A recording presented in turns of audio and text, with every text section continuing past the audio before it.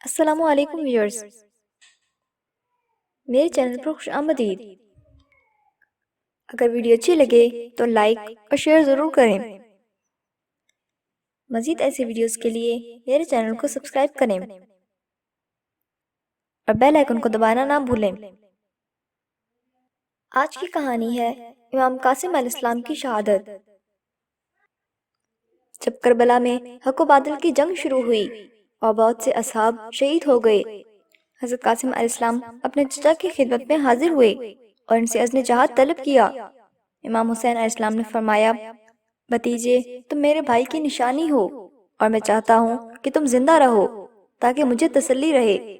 چچا کا یہ فرمان سن کر قاسم رونے لگے۔ امام حسین علیہ السلام نے اپنے بھائیوں کو جہاد میں روانہ کیا۔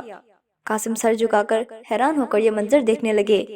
پھر اچانک انہیں یاد آیا کہ ان کے والد امام حسن علیہ السلام نے ان کے بازو پر ایک تعویذ باندھا تھا اور فرمایا تھا، جس دن تم پر سخت مصیبت آئے تو اس دن تم اس تعویذ کو کھولنا اور میرے حکم پر عمل کرنا۔ قاسم علیہ السلام نے اپنے دل میں یہ کہا کہ آج کے دن کی مصیبت سے بڑھ کر اور کون سی مصیبت نازل ہوگی۔ یہ سوچ کر انہوں نے اپنے بازو کے تعویذ کو کھولا اور اس کو پڑھنے لگے۔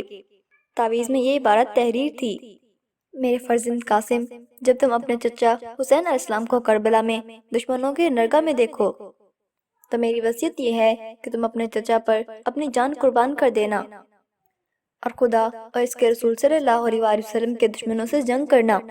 اگر حسین علیہ السلام تمہیں میدان جنگ میں جانے سے منع کریں تو بار بار ان سے اجازت طلب کرنا تاکہ تمہیں ہمیشہ کی سعادت حاصل ہو۔ حضرت قاسم علیہ السلام نے جیسے ہی اپنے والد کی تحریر کو پڑھا تو خوش ہو کر امام حسین علیہ السلام کی خدمت میں حاضر ہوئے اور اپنے والد کا حکم ان کے سامنے رکھا۔ امام حسین علیہ السلام اپنے بھائی کی تحریر پڑھ کر کافی دیر تک آہیں بھر کر روتے رہے۔ بھتیجے، تیرے والد نے تجھے یہ وصیت کی ہے اور انہوں نے تیرے لیے بھی مجھے ایک وصیت کی تھی جسے پورا کرنا ضروری ہے۔ پھر امام حسین علیہ السلام نے حضرت قاسم علیہ السلام کو بازو سے پکڑا اور انہیں خیمے میں لے آئے اور آپ علیہ السلام نے اون اور عباس علیہ السلام کو بلایا اور قاسم علیہ السلام کی والدہ سے کہا کہ قاسم علیہ السلام کے پاس کوئی نئے کپڑے نہیں ہیں؟ بی بی نے کہا، نہیں ہیں۔ پھر آپ علیہ السلام نے اپنی بہن حضرت زینب علیہ السلام سے فرمایا، میرے پاس صندوق لے آؤ۔ بی بی زینب علیہ السلام صندوق لے آئی۔ امام حسن علیہ السلام نے اس صندوق کو کھولا اور اس سے امام حسن علیہ السلام کی قبا باہر نکالی اور قاسم علیہ السلام کو پہنائی۔ پھر آپ علیہ السلام نے اپنی اس دختر کا ہاتھ تھاما جو کہ قاسم علیہ السلام سے منسوب تھی اور آپ علیہ السلام نے ان کا عقد پڑھا اور انہیں ایک علیحدہ خیمے میں بٹھایا اور خود خیمے سے باہر آ گئے۔ حضرت قاسم علیہ السلام نے دشمنوں کی مبارزہ طلبی کی صدا سنی تو انہوں نے خیمے سے باہر جانے کا ارادہ کیا۔ ان کی بیوی نے ان کا دامن پکڑ کر کہا، آپ کا کیا ارادہ ہے؟ حضرت قاسم علیہ السلام نے کہا، میں دشمنوں سے مقابلہ کرنا چاہتا ہوں کیونکہ وہ مبارزہ طلبی کر رہے ہیں۔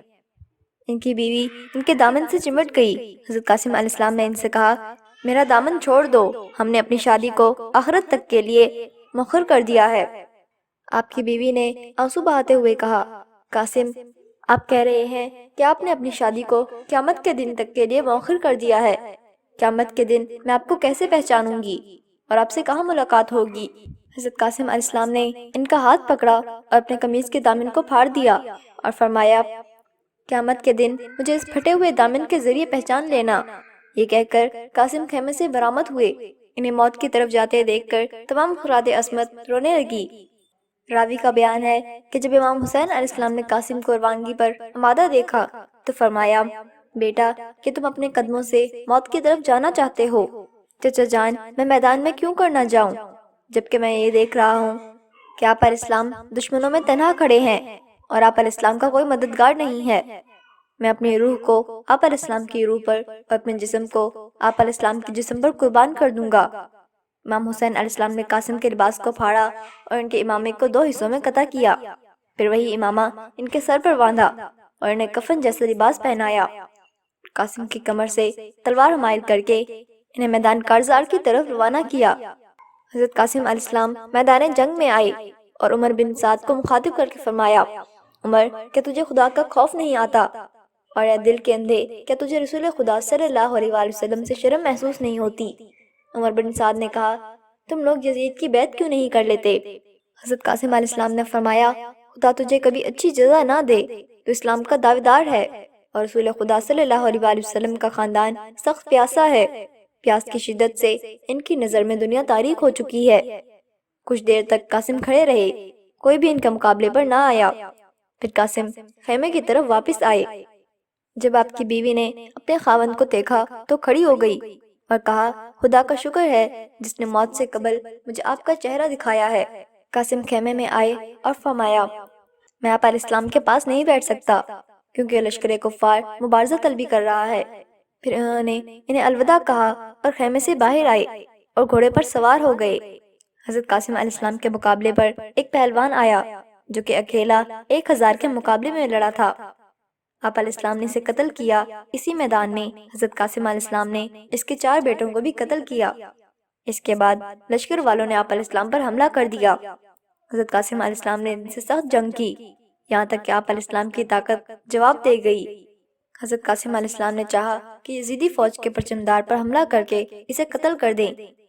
آپ نے جیسے ہی علمدار کی طرف پیش قدمی شروع کی تو چاروں طرف سے آپ علیہ السلام پر تیروں کی بارش ہو گئی۔ جناب قاسم علیہ السلام زیادہ دیر تک گھوڑے کی پشت پر سنبھل نہ سکے اور آپ علیہ السلام زمین پر گر پڑے۔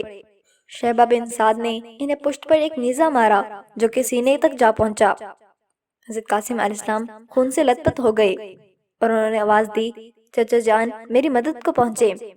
امام حسین علیہ السلام بھتیجے کے سرانے پہنچے اور آپ نے اس کے قاتل کو قتل کیا، اور آپ نے زخمی قاسم علیہ السلام کو اٹھایا اور انہیں خیمے میں لے آئے۔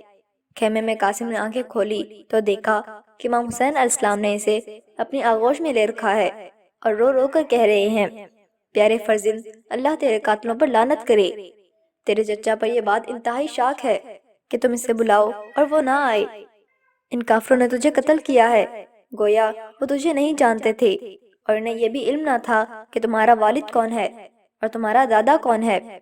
حضرت امام حسین علیہ السلام جناب قاسم علیہ السلام کی لاش پر بے تحاشا روئے۔